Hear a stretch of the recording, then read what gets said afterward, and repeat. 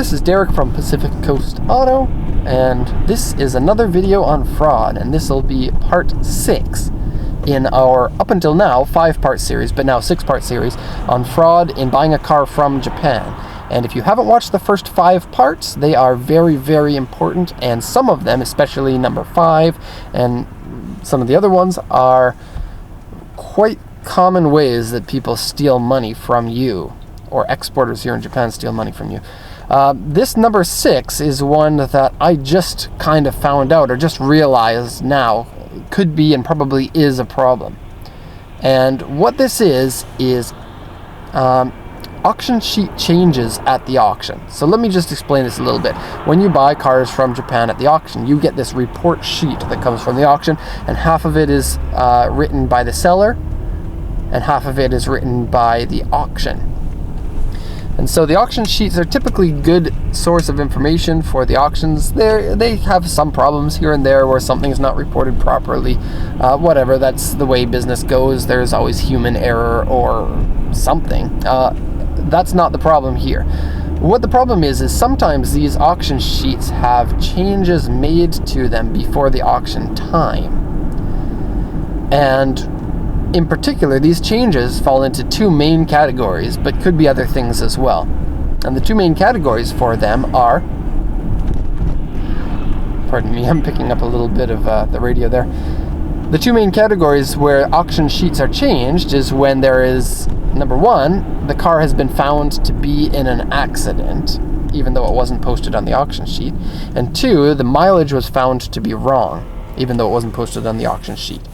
And so what happens is customers send to us auction sheet translation requests, and they say, I want this sheet translated, please translate for me, and we translate it for them, and then we send it to them, and then they send us the bid based on that sheet's information.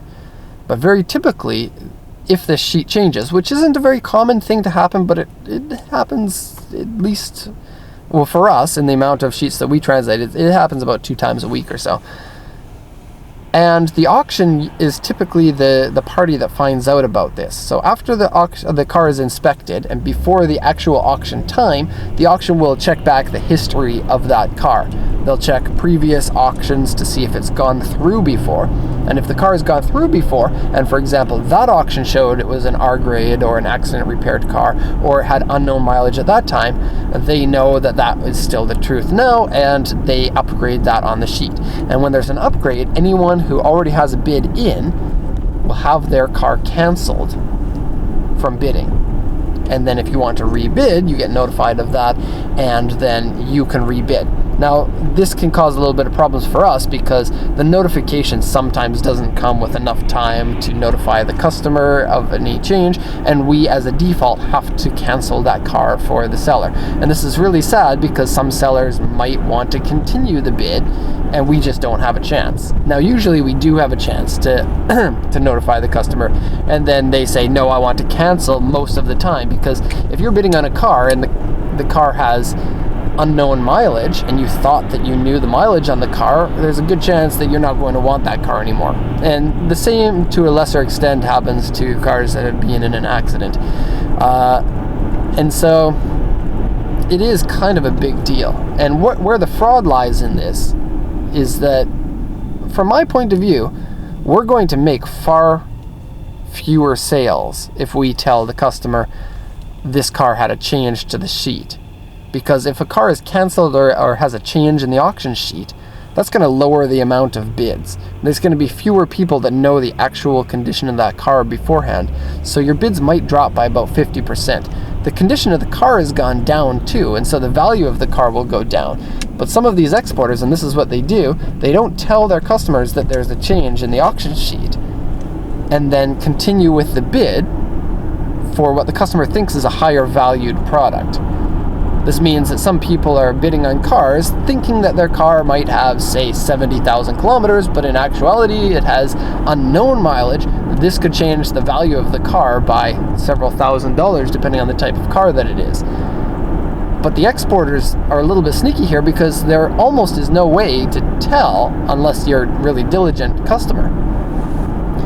And so there is a way to tell, and the way to do that is to, after you've bought the car, 1 or 2 days after you've bought the car, check back the listing for your car and see if this auction sheet is clear, the mileage is the same, the grade is the same, there are no changes on the physical sheet. Because if you're a bidder and you've bought a car, then chances are you'll save that auction sheet on your computer, and then you can compare that to the new one, and you can have proof.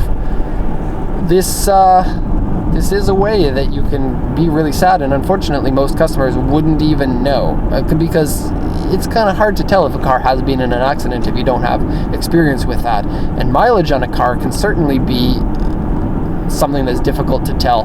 The level of wear in the car doesn't always match the mileage of the car, and so it is something to watch out for. Make sure after you buy the car, check back the auction listing and then see if there have been any changes to that. If you're buying from us, this won't happen because we don't do that kind of thing. And in fact, this did happen to us in the past with our purchasing agent, and it happened 2 times. And in both times, we notified the customer when we found out that this was the case, and we offered to buy the car back from the customer so that there would be no problem. As in our position, it was really bad because the auction had already notified the change, so we can't return the car. So we get stuck with a vehicle that costs several $1,000s that we have to do something with, and we've probably overpaid for that car. And so it is something that is really bugging me that this can happen. And so just something to watch out for. I'm not going to drag this on any longer. That's basically everything that I wanted to say about that. So hope you liked this video. If you haven't checked out the previous 5 videos on fraud in exporting from Japan, then please do, because they're very informative. And if you have any ideas about this type of video, or something that you might think is a little bit distrustful, let me know, and I might make a part 7 on this series. So thanks a lot for watching. Have a good day.